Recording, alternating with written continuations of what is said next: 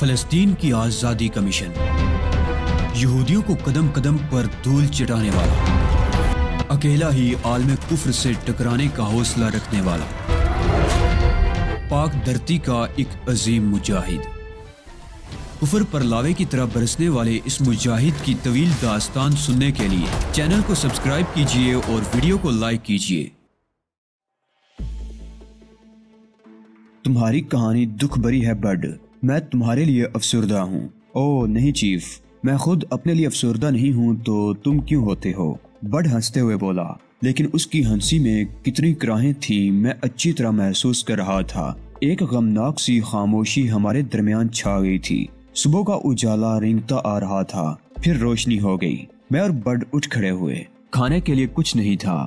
ہم نے تھوڑا تھوڑا پانی پیا اور آگے بڑھ گئے۔ کچھ دور چلنے کے بعد افق میں ایک پہاڑی دیوار سی نظر آئی تھی۔ ہم نئے عزم اور حوصلے کے ساتھ بڑھتے رہے۔ اب کچھ زندگی کے آثار محسوس ہونے لگے تھے۔ چند آبی پرندے اڑتے نظر آئے، پھر ایک جانور بھی ہمارے سامنے سے گزر گیا جس کے بارے میں کوئی اندازہ نہیں ہو سکا تھا کہ کیا ہے۔ ہمارا رخ دھندلیکوں سے جھانکتی ہوئی اسی پہاڑی کی جانب تھا، لیکن اس کا فاصلہ کم نہیں تھا۔ وہ پورا دن بھی سفر کی نظر ہو گیا۔ ہم آپس میں مختلف امور پر گفتگو کرتے ہوئے آگے بڑھتے رہے۔ اب ہمیں کسی بھی بات کی جلدی نہیں تھی، بس پیروں تلے آنے والے راستے طے کرنا تھے، اور یہ سلسلہ اس وقت تک جاری رکھنا تھا جب تک کسی منزل کا سراغ نہ مل جائے۔ ایک بار پھر شام قریب آ گئی تھی۔ بھوک نے بھی خاصا نڈال کر دیا تھا۔ یہ تمام دن ہم نے صرف پانی کے سہارے ہی گزارا تھا۔ اس دوران چونکہ زندگی کے کچھ آثار سفر کے دوران نظر آئے تھے، لہٰذا کچھ امید بن گئی تھی کہ شاید آگے جا کر شکم بھرنے کا کچھ بندوبست ہو سکے۔ اس وقت سورج مغرب کی دہلیز پر سر جھکا رہا تھا کہ ہواؤں کے ساتھ کیچڑ اور پانی کی بو آنے لگی۔ غالباً قریب ہی کوئی ندی موجود تھی۔ مزید 1 میل سفر کرنے کے بعد ہمیں ندی نظر آ گئی جو سانپ کی طرح بل کھاتی ہوئی سلسلہ کو میں داخل ہو جاتی تھی۔ اس کا پانی شفاف نہیں تھا، اس میں کیڑے بھی نظر آ رہے تھے۔ ہم کنارے پر کھڑے ہو کر ندی میں اچھلتے کودتے مینڈکوں کو دیکھنے لگے۔ کچھوے بھی کافی تعداد میں موجود تھے، جگہ جگہ ان کے انڈے پڑے ہوئے تھے۔ بڈ ان پر جپٹ پڑا اور بہت سے انڈے اس نے اپنے بیگ میں بھر لیے۔ یہ انڈے ہمارے لیے بہترین غذا بنیں گے چیف، بڈ نے مسرور لہجے میں کہا۔ میں نے اس کی بات کا کوئی جواب نہیں دیا تھا۔ بڈ ان انڈوں کو محفوظ کرنے کے بعد بولا، اس ندی کو عبور کریں چیف۔ ہاں یہی سوچ رہا ہوں۔ میرے اندازے کے مطابق ندی کی چوڑائی 50-60 گز سے زیادہ نہیں تھی۔ بعض جگہوں پر کچھ خشکی سی نظر آ رہی تھی۔ غالباً ندی زیادہ گہری نہیں تھی اور اس میں چٹانیں زیادہ تھیں۔ یہ چٹانیں جگہ جگہ پانی میں ابری ہوئی تھی۔ ندی کے کنارے بھی ایسی ہی چٹانوں سے پٹے پڑے تھے۔ دوسرے کنارے پر اس پتھریلے حصے کے بعد درختوں کا سلسلہ نظر آ رہا تھا۔ چیف، اگر ہم پانی میں ابری ہوئی چٹانوں پر قدم رکھتے ہوئے دوسری طرف جائیں تو کیسا رہے گا؟ میرے خیال میں تو یہ زیادہ محفوظ طریقہ ہے۔ ہاں میرا بھی یہی خیال ہے، تو آؤ، بڈ نے کہا اور کنارے سے پانی کی طرف چل پڑا۔ اس نے ایک چٹان پر چھلانگ لگائی، پھر دوسری اور وہاں سے تیسری چٹان پر۔ میں بھی رکے بغیر اس کے پیچھے چل پڑا تھا۔ پہلی ہی چٹان پر کودنے کے بعد مجھے ایک عجیب سا احساس ہوا تھا، لیکن چونکہ بڈ رکے بغیر تیزی سے چھلانگیں لگاتا ہوا آگے نکل گیا تھا، لہٰذا میں نے بھی رک کر کچھ سوچنے سمجھنے کی ضرورت نہیں سمجھی اور اس کے پیچھے چھلانگیں لگاتا ہوا آگے بڑھتا رہا۔ 50-60 گز کا فاصلہ کم نہیں تھا، لیکن ہم جس تیزی سے اسے طے کر رہے تھے وہ بھی قابل دید تھا۔ چنانچہ جلد ہی دوسرے کنارے کے قریب پہنچ گئے۔ بڈ نے آخری چٹان سے کنارے پر چھلانگ لگائی اور پھر اس کے حلق سے ایک وحشت زدہ آواز نکل گئی۔ میں ایک لمحے کے لیے ٹھٹکا تو اچانک مجھے اپنے پیروں کے نیچے چٹان ہلتی ہوئی محسوس ہوئی۔ میں نے بے اختیار ایک لمبی چھلانگ لگا دی اور کنارے پر کود گیا۔ بڈ حلق سے عجیب سی آوازیں نکال رہا تھا اور بری طرح اچھل کود کر رہا تھا۔ جس آخری چٹان سے میں نے خشکی پر چھلانگ لگائی تھی اس کا حجم بڑھتا جا رہا تھا اور پھر اس کی لمبی سی دندانوں والی دم پانی سے باہر نکل آئی۔ تب مجھے خیال آیا کہ پہلی چھلانگ پر میں نے کچھ عجیب سا کیوں محسوس کیا تھا۔ وہ مگرمچھ تھے جو پانی میں پڑے ہوئے تھے۔ ابھی اس بات پر حیرت زدہ بھی نہیں ہو سکا تھا کہ بڈ چلایا، بھاگو چیف بھاگو۔ میں نے پلٹ کر اسے دیکھا اور میرے بدن کے سارے رونگٹے کھڑے ہو گئے۔ کنارے پر جو چٹانیں ابری ہوئی تھی وہ بھی مگرمچھوں کی کوئی عظیم الشان فوج تھی۔ ہماری اچھل کود سے ان میں تحریک پیدا ہو گئی اور وہ کلبلانے لگے۔ ان کی خوفناک دمیں بلند ہونے لگی، لیکن جائے پناہ کہاں تھی۔ ایک مگرمچھ پر سے اچھلتے تو دوسرے پر جا کودتے۔ 15-20 گز کے فاصلے پر درخت نظر آ رہے تھے، سو اسی طرف بھاگ پڑے تھے۔ ایک درخت کے قریب پہنچ کر بڈ پھر چیخ کر بولا، اور پھر اس نے ایک مگرمچھ کی پشت سے درخت کے تنے پر چھلانگ لگائی اور کسی بندر کی طرح اس سے چپک گیا۔ پھر نہایت پھرتی سے وہ تنے پر چڑھتا چلا گیا۔ میں اس درخت تک تو نہیں پہنچ سکا تھا، لیکن دوسرا درخت جو اس سے کوئی 5 گز کے فاصلے پر تھا میری پناہ گاہ بنا، اور میں تیزی سے اس کی بلند شاخ پر پہنچ گیا۔ درخت سے کچھ فاصلے پر ایک بڑا سا مگرمچھ اپنی خوفناک دم اٹھائے درخت کی طرف آ رہا تھا۔ اس کے پیچھے ہی دوسرے بے شمار مگرمچھ منہ پھاڑے چھپکلیوں کی طرح چلتے ہوئے درخت کی طرف بڑھ رہے تھے۔ ان کی دمیں کافی لمبی لمبی تھی۔ دفعتاً درخت کے نیچے پہنچ جانے والے مگرمچھوں نے درخت کے تنے پر دمیں مارنا شروع کر دی اور درخت لرزنے لگے۔ ایسے ہی بقیہ مگرمچھ بڈ کے درخت کے نیچے بھی پہنچ گئے تھے، مگر اب وہ ہمارا کچھ نہیں بگاڑ سکتے تھے۔ فوری طور پر ہم ان خونخوار بلاؤں سے محفوظ ہو گئے تھے، مگر ان سے مکمل طور پر نجات کی فی الحال کوئی صورت نظر نہیں آ رہی تھی۔ وہ سب مل کر تواتر سے اپنی دمیں درخت کے تنے پر مار رہے تھے، جس کے سبب درخت اس طرح ہل رہا تھا جیسے زلزلہ آ گیا ہو۔ اب پستول استعمال کیے بغیر چارہ کار نہیں تھا، چنانچہ میں نے پستول نکال لیا اور پھر ایک مگرمچھ کے کھلے ہوئے منہ کا نشانہ لے کر فائر کر دیا۔ گولی مگرمچھ کے حلق میں گھس گئی۔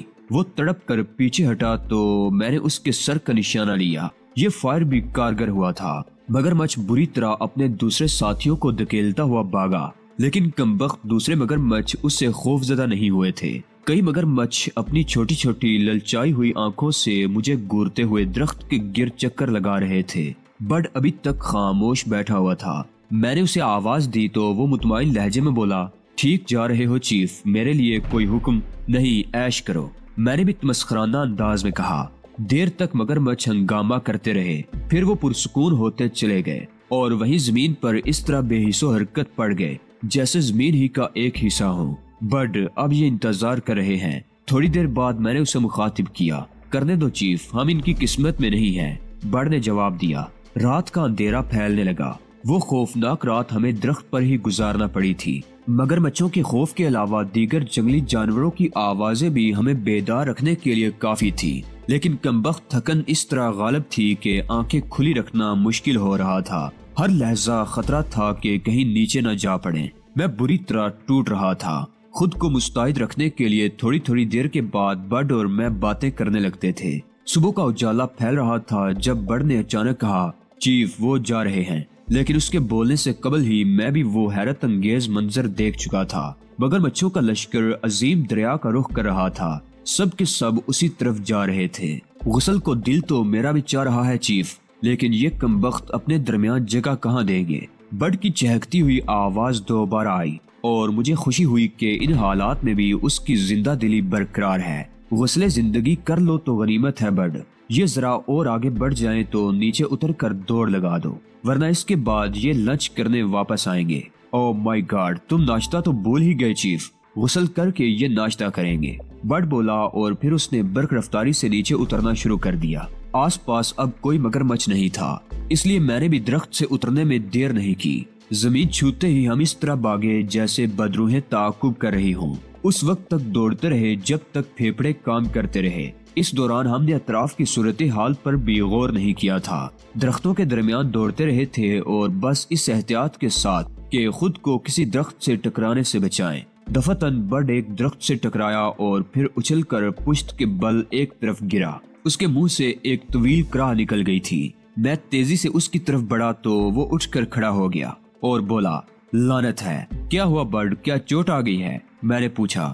نہیں چیف، نقصان ہو گیا۔ اتنا وزن کمر پر لاد کر بھاگتے ہوئے مجھے بڑی دقت کا سامنا کرنا پڑا تھا، لیکن بڈ نے افسوسناک لہجے میں کہا اور میں بڈ کو دیکھنے لگا۔ واقعی بیچارے بڈ کی محنت اکارت ہو گئی تھی۔ کچھووں کے انڈوں کا اس نے درخت پر چڑھتے ہوئے بھی خیال رکھا تھا، لیکن اب اس بری طرح درخت سے ٹکرا کر گرا تھا کہ سارے انڈے ٹوٹ گئے تھے اور ان کا سیال اس کے زیریں بدن پر بہہ رہا تھا۔ میرے حلق سے کہا نکل گیا اور بڈ شکایتی نگاہوں سے مجھے دیکھنے لگا۔ تم ہنس رہے ہو چیف؟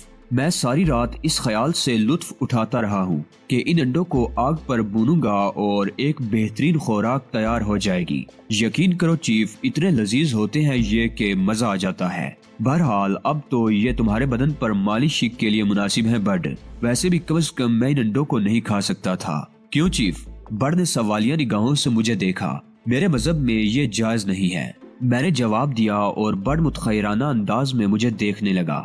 گویا چیف یہاں بھی، ان حالات میں بھی تم اپنے مذہب کے اصولوں کو مد نظر رکھو گے؟ ہاں بڈ، یہاں بھی، اور ان حالات میں بھی میرا رابطہ میرے خدا سے ہے۔ اس سے جس جگہ میں نے پانی مانگا تو اس نے انکار نہ کیا۔ بڈ نچلا ہونٹ دانتوں میں دبا کر پرخیال انداز میں گردن ہلانے لگا، پھر بولا، تب تو مجھے بھی اب ان کے ٹوٹ جانے کا افسوس نہیں ہے چیف، تھوڑا سا میرا بھی رابطہ تمہارے خدا سے ہوتا جا رہا ہے۔ ہم دونوں گفتگو کرتے ہوئے آگے بڑھنے لگے۔ زمین پر گھاس کی چادر پھیلی ہوئی تھی۔ ہمارا خیال تھا کہ ہم کسی ایسی جگہ پہنچ جائیں جو محفوظ اور صاف ستھری ہو، اور اس کے بعد آرام کرنے بیٹھیں، مگر مچھوں کا اب کوئی خطرہ نہیں رہا تھا، چنانچہ ہم ان کی طرف سے مطمئن تھے۔ ہمارا سفر جاری رہا، لیکن مصیبتوں نے ابھی ساتھ نہیں چھوڑا تھا۔ ہم دونوں قدم سے قدم ملا کر چل رہے تھے۔ اچانک گھاس کے اوپر ایک عجیب سی لجلجی سیاہ ریشوں سے بنی ہوئی کوئی شے نظر آئی۔ ہم ابھی پوری طرح اس پر توجہ بھی نہیں دے سکے تھے کہ دفعتاً ہمارے جسموں کو ایک زوردار جھٹکا لگا، اور اس کے ساتھ ہی ہمارے پاؤں زمین سے اکھڑ گئے۔ ہم برق رفتاری سے فضا میں پرواز کر رہے تھے۔ چند ہی لمحے بعد ہمیں یہ اندازہ ہو گیا کہ ہم کسی جال میں پھنس چکے ہیں جو عجیب سی لجلجی شے سے بنایا گیا تھا۔ ہمارے چاروں طرف بلند درخت تھے، اور ایک درخت ہی کی مضبوط شاخ سے اس جال کے سرے بندھے ہوئے تھے۔ ہم زمین سے تقریباً 15 فٹ اوپر خلا میں جھولنے لگے۔ بڑ میرے اوپر آ پڑا تھا، لیکن پھر اس نے خود کو فوراً سنبھال لیا اور جال کی لجلجی رسیاں پکڑ کر بری طرح مچلنے لگا۔ میں نے بھی خود کو سنبھال لیا اور جال کے سوراخوں میں انگلیاں پھنسا کر بڑ کے اوپر گرنے سے بچا۔ بڑ متوحش نگاہوں سے درخت کی اس شاخ کو دیکھ رہا تھا جس پر جال بنا ہوا تھا۔ اطراف میں کوئی آہٹ وغیرہ نہیں تھی۔ بڑ چند لمحے کچھ سوچتا رہا، پھر اس نے پستول نکال لیا اور درخت کی اس شاخ پر بندشوں کا نشانہ لے کر گولیاں چلانے لگا جس پر جال بنا ہوا تھا۔ لیکن اس کی یہ کوشش ابھی کارگر نہیں ہوئی تھی کہ دفعتاً جھاڑیوں میں سرسراہٹیں ہوئیں، اور پھر انتہائی بدہویت اور بدنما شکلوں نے جھانکنا شروع کر دیا۔ ان کے لمبے لمبے بال ایک مخصوص انداز میں سروں کے اوپر بندھے ہوئے تھے۔ چہرے رنگین نقش و نگار سے سجے ہوئے تھے۔ ناکیں انتہائی چوڑی اور پورے چہرے پر پھیلی ہوئی تھی۔ ہونٹ موٹے موٹے، انتہائی بدنما اور بھیانک تھے۔ جسموں کی رنگت سیاہ کے بجائے سلیٹی محسوس ہوتی تھی۔ ان کے ہاتھوں میں ایک ایک گز لمبے خاص قسم کے نیزے تھے۔ باقی جسموں پر لباس نام کی کوئی شے نہیں تھی۔ تعداد کے اعتبار سے یوں محسوس ہوتا تھا جیسے زمین کے سوراخوں سے ابل رہے ہوں۔ بڑ نے فوراً ہی پستول نکالا تو میں نے تہمکانہ لہجے میں کہا، نہیں بڈ، کیا اپنی موت کو دعوت دینا چاہتے ہو؟ ایسی کوئی کوشش نہ کرو۔ اگر ان میں سے ایک بھی ہمارے ہاتھوں ہلاک ہو گیا تو ہم ان کے نیزوں میں چھد کر رہ جائیں گے۔ بہتر یہی ہے کہ امن پسندوں کا ثبوت دو۔ میری بات بڈ کی سمجھ میں آ گئی تھی۔ اگر ہم اپنے پاس موجود تمام کارتوس استعمال کر لیتے تب بھی ان سب کو ہلاک نہیں کر سکتے تھے، اور نتیجے میں ہمیں ان کی انتقام کا شکار ہونا پڑتا۔ احتیاطاً ہم نے اپنے پستول اپنے لباسوں میں محفوظ کر لیے تھے۔ وحشی نیزے تانے جال کی طرف بڑھ رہے تھے، اور پھر وہ ہمارے بالکل قریب پہنچ گئے۔ ان کی آنکھوں میں خوشی کی چمک نظر آتی تھی۔ انہوں نے ہمیں نیزوں سے چھو کر دیکھا اور پھر آپس میں کچھ باتیں کرنے لگے۔ اس کے بعد دو آدمی اس درخت پر چڑھنے لگے جس کی شاخ پر جال لٹکا ہوا تھا۔ انہوں نے جال کھولا اور ہم بد سے نیچے آ گرے۔ 15 فٹ کی بلندی سے گرتے ہوئے خود کو سنبھالنا آسان کام نہیں تھا۔ خاصی چوٹ لگی تھی اور ہم زمین سے اٹھ نہیں سکے تھے۔ اٹھنے کی کوشش بھی کرتے تو کامیاب نہیں ہو پاتے، کیونکہ زمین پر گرتے ہی ہمارے جسموں سے بے شمار انیاں آ کر لگ گئی تھی۔ ہم دونوں چاروں شانے چت لیٹ گئے اور ہاتھ پاؤں پھیلا دیے۔ وہ لوگ گہری نگاہوں سے ہمارا جائزہ لے رہے تھے، اور جب انہیں یہ اندازہ ہو گیا کہ ہم کسی قسم کی مدافعت کا ارادہ نہیں رکھتے تو انہوں نے اپنے نیزوں کی انیاں ہمارے جسموں پر سے ہٹا لی۔ میں نے ان کے بارے میں سوچا کہ شاید وہ آتشی ہتھیاروں کے استعمال سے واقف نہ ہوں اور ہمارے سامان کو اسی طرح چھوڑ دیں، لیکن دوسرے لمحے میرا خیال غلط ثابت ہو گیا۔ بے شمار افراد ہم پر ٹوٹ پڑے تھے۔ مدافعت کی ہر کوشش ناکام رہی تھی۔ کم بختوں نے ہمارے لباس تک جسموں سے نوچ لیے تھے۔ ایک انڈر ویئر کے سوا جسم پر لباس نام کی کوئی شے نہ رہی تھی۔ انہوں نے بالوں سے پکڑ کر ہمیں سیدھا کھڑا کر دیا۔ اب ہماری ایک ایک چیز ان کے قبضے میں تھی۔ پھر نیزوں کی انیاں ہمارے پشت پر چبو کر ہمیں آگے بڑھنے کا اشارہ کیا گیا۔ برڈ کے چہرے پر گہری سنجیدگی طاری تھی۔ میں بھی اس وقت خاصا خوف زدہ ہو گیا تھا۔ ظاہر ہے یہ صورتحال میرے لیے بالکل نئی تھی۔ مہذب دنیا کے انسانوں سے تو واسطہ رہا تھا، لیکن افریقہ کے یہ وحشی میرے لیے ناقابل فہم تھے۔ بہرطور ہم ان کے ساتھ آگے بڑھتے رہے۔ تقریباً 1 فرلانگ چلنے کے بعد گھنے درختوں کا سلسلہ ختم ہو گیا اور سامنے ہی ایک وسیع و عریض میدان نظر آیا جس میں نوکدار جھونپڑیاں بنی ہوئی تھی۔ یہ جھونپڑیاں ایک دوسرے سے خاصے فاصلے پر تھی۔ ان کے اطراف میں درخت بھی نظر آ رہے تھے، خاص طور سے ناریل کے درخت۔ برڈ نے سہمے ہوئے لہجے میں کہا، چیف مجھے ایک اور خطرہ محسوس ہو رہا ہے۔ وہ کیا برڈ؟ کہیں یہ آدم خور نہ ہو؟ ان کمبختوں کے انداز سے ایسا ہی محسوس ہو رہا ہے۔ میں تھوک نگل کر رہ گیا۔ بے بسی کا احساس خاصا شدید تھا۔ بظاہر کوئی تدبیر نظر نہیں آ رہی تھی۔ بقیہ سفر بھی طے ہو گیا اور ہم ان نوکدار جھونپڑیوں کے درمیان پہنچ گئے۔ ایک بڑے سے احاطے میں جہاں ناریل کے درختوں کا ایک جھنڈ نظر آ رہا تھا، ہم نے کچھ لوگوں کو بندھے ہوئے دیکھا۔ انہیں اسی لجلجی چیز کی رسیوں سے باندھا گیا تھا جس کا جال بنایا گیا تھا۔ بالکل ایسا ہی محسوس ہوتا تھا جیسے کیچوؤں کو آپس میں ملا کر یہ رسیاں بنائی گئی ہوں۔ نہ وہ ربر تھا اور نہ ہی کسی درخت وغیرہ کی چھال معلوم ہوتی تھی جس سے یہ رسیاں بنائی گئی تھی، لیکن اس کا اندازہ ہمیں بہت جلد ہو گیا کہ یہ رسیاں کسی بھی قیمت پر توڑی نہیں جا سکتی تھی۔ انہیں کھینچا جاتا تو یہ کچھ لمبی ہو جاتی تھی، لیکن ان کا ٹوٹنا ناممکن تھا۔ درختوں کے قریب لے جا کر ہمیں بھی ان کے تنوں سے باندھ دیا گیا۔ میں نے آنکھیں پھاڑ پھاڑ کر ان لوگوں کو دیکھا جو درختوں سے بندھے ہوئے تھے۔ ان میں ایک سفید فام بوڑھا تھا، 2 نوجوان تھے، لیکن چوتھے شخص پر میری نگاہ پڑی تو میں چونک پڑا۔ یہ چہرہ میرا شناسا تھا۔ تباہ حالی کے باوجود خود و خال پہچاننا میرے لیے مشکل ثابت نہ ہوا۔ وہ نواب سراج الدین تھے۔ لباس کے نام پر ایک دجی بھی ان کے بدن پر نہ تھی۔ داڑھی بڑی ہوئی تھی، بال چپک کر ایک عجیب سی شکل اختیار کر گئے تھے۔ آنکھوں میں گہری سرخی تھی اور چہرے پر دیوانگی کے آثار۔ برڈ نے دانت بیچتے ہوئے کہا، کمبختوں نے اس بری طرح باندھا ہے کہ بدن ٹکڑوں میں تقسیم ہوتا ہوا محسوس ہو رہا ہے۔ میرا خیال ہے چیف یہاں ہماری تمام کوششیں ناکام ہو جائیں گی۔ کیا کہتے ہو؟ میں نے کوئی جواب نہیں دیا۔ میری نگاہیں نواب سراج الدین پر جمی ہوئی تھی۔ ان کو اس حالت میں دیکھ کر مجھے شدید دکھ کا احساس ہوا تھا۔ میں نے متلاشی نگاہوں سے چاروں طرف دیکھا اور یہ اندازہ لگانے کی کوشش کرنے لگا کہ یہاں اور لوگ بھی ہیں یا نہیں۔ خاص طور سے دل نشیں اور نواب سراج الدین کے دوسرے ساتھیوں کی تلاش تھی مجھے۔ میری نگاہ ایک گوشے پر پڑی اور میرا بدن کانپ کر رہ گیا۔ یہاں انسانی جسم کی ہڈیوں اور کھوپڑیوں کے انبار لگے ہوئے تھے۔ ان میں کچھ ہڈیاں اور کھوپڑیاں ایسی تھی جو تازہ محسوس ہوتی تھی۔ بڑے بالوں والی ایک کھوپڑی بھی دور پڑی ہوئی نظر آ رہی تھی۔ بعض ہڈیوں میں گوشت چپکا ہوا تھا۔ اس نظارے کے بعد اب یہ ثابت ہو گیا تھا کہ ہم آدم خوروں کے درمیان ہیں، اور اس تصور ہی سے رونگٹے کھڑے ہوئے جا رہے تھے۔ درختوں سے بندھے ہوئے بقیہ لوگ شاید ذہنی توازن قائم نہیں رکھ سکے تھے۔ نواب سراج الدین کی یہ حالت دیکھ کر مجھے شدید افسوس ہو رہا تھا۔ وحشی ہمارے درمیان گھومتے پھرتے رہے۔ ان کے انداز سے یوں محسوس ہو رہا تھا جیسے ہمارا یہاں لایا جانا کوئی انوکھی بات نہ ہو۔ اس کا مطلب تھا کہ صحرائے عظیم میں بھٹکنے والے اکثر ان کے ہاتھ لگتے رہتے تھے اور وہ ان کی مدافعتی کارروائیوں سے واقف تھے۔ ہمارا سامان اس طرح غائب کر دیا گیا تھا کہ ہمیں اس کا نشان بھی نظر نہیں آ رہا تھا۔ تھوڑی دیر تک وہ ہمارے درمیان رہے اور پھر اپنی اپنی جھونپڑیوں کی جانب چلے گئے۔ یہاں سے ان کی نقل و حرکت نظر آ رہی تھی، لیکن ہم یہ اندازہ نہیں لگا پا رہے تھے کہ ان کے رہن سہن کا انداز کیا ہے اور اب وہ ہمارے ساتھ کیا سلوک کریں گے۔